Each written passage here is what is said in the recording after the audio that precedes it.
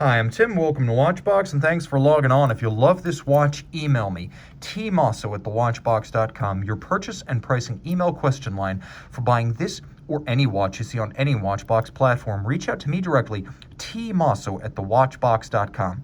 Today, we're discussing the first generation Vacheron Constantin Overseas self-winding, reference 42042. It's 37 millimeters in stainless steel by 8.4 millimeters thick by 42.7 millimeters lug-to-lug. But if you include the rigid flare of the bracelet, the actual distance across the wrist is a meteor 47.9 millimeters. Still very, very wearable.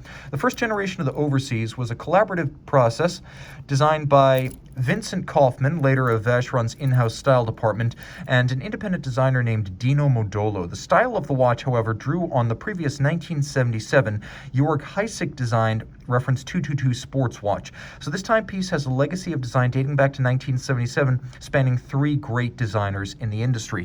The 1996 to 2003 production of the first generation watch got the Overseas started, and exquisitely, these early models wear on almost any wrist and pack the distinction of being chronometer certified. So on my 16 centimeter circumference wrist, you can see the watch wears really well. Like a bracelet, it envelops the wrist. Over the top, you can see the lugs come nowhere near the edge of my wrist, and it's easily low enough to be worn under any cuff. It is a dress watch if you want it to be. Here's the down the barrel shot one more time, and the over the top shot. It fits well. Recommended for wrists as small as 13 centimeters circumference. Taking a look at the bracelet, Vacheron, if anything, went too big. The ambition inherent in this design and the finishing is exquisite, and I think this was probably the most expensive bracelet to finish of the three generations of the Overseas. You can see it has a trench that runs down the center, bounded by facets of satin and polish. It's a three-dimensional bracelet. It has a bevel on its edge, polish on its flank, satin shoulders, and satin centers. And then if you look at the underside, you can see it has been mirror black polished on its underside. It also has nice gapping to avoid pinching skin, pulling hair, or trapping wrist heat. That's important on a sports watch, and Vacheron got it right out of the gate. You can see the removable links from the beginning were fixed by screws, not pins and sleeves. So Vacheron doing things the right way, the way I wish Patek did it today. Patek, of course, does use pins and sleeves.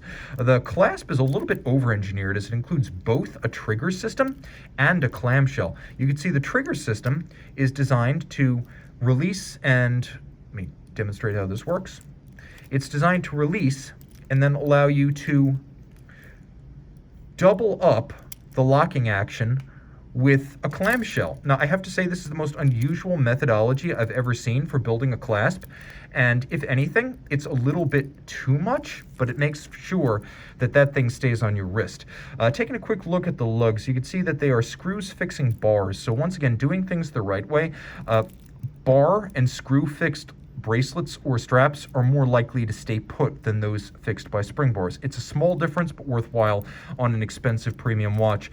Back then, the crown guard profile was minimal, but it's there as shearing protection. And you can see that this case was handsomely finished with a bevel that runs the full length of the case band on both sides.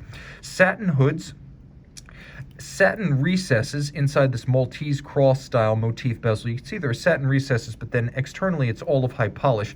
This is the military dial, so you have Arabic numerals vertically arrayed, but outboard you can see it is an applique dial because they're a little pyramid style faceted indices. So this is a high-grade dial with a vintage look with the Arabic numerals, and then you have the chronometer notation, as it is a COSC certified timekeeper. You can see the seconds hand is Lancet style counterweighted and mirror polished with a Maltese cross motif at the top. On the reverse side of the case, you can see several different types of finish. You can see transverse satin finishing on the case back, circumferential satin finishing on the inner face of the case back, and note it too is a Maltese cross motif echoing the bezel. Take note, there is a radial satin finish on this inner chaptering surrounding the ship, a chiseled base underneath the ship, and then the waves, the Overseas crest, and the ship are all raised, relieved, and polished. That is the Italian naval training vessel Amerigo Vespucci, reportedly the image basis for the ship on the back of the Overseas. And beefy, 150-meter water resistant from the beginning. These were always designed to be hardcore sports watches, not to dabble in sports like the 50-meter Royal Oaks. Also important, inside, Girard Perregaux 3100-based Vacheron caliber 1311, a little bit thicker and tougher than the original caliber 1310.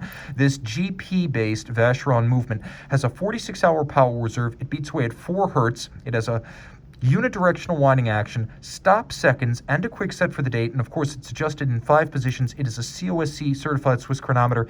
It is thin, fine. It is a high horology movement worthy of this remarkable watch. A trendsetter and a plank owner. This was the first true modern era Vacheron sports watch post-quartz crisis, and it's an emerging collectible in the space.